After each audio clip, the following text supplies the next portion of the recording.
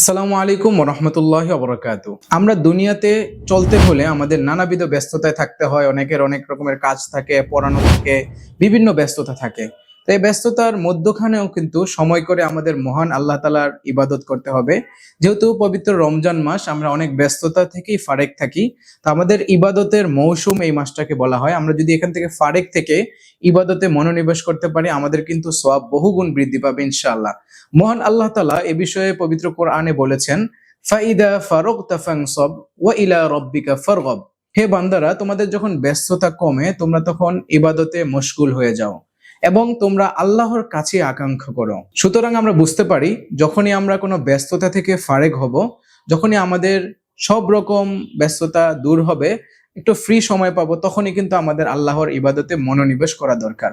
কারণ মহান আল্লাহ তাআলা ধারাবাহিক আমলকে খুবই পছন্দ করেন।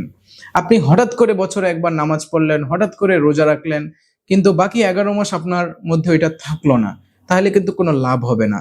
সুতরাং আমরা এই যে রমজান মাসে ব্যস্ততা কম, এই সময়গুলোর মধ্যে আল্লাহর ইবাদতে কাটিয়ে নিজেদেরকে প্রস্তুত করে নিতে পারি বাকি 11 মাসের জন্য। আল্লাহ তাআলা আমাদের সবাইকে কবুল করুক। আমিন। ওয়া আখিরু দাওয়ানা আনিল হামদুলিল্লাহি রাব্বিল আলামিন। আসসালামু আলাইকুম ওয়া রাহমাতুল্লাহ।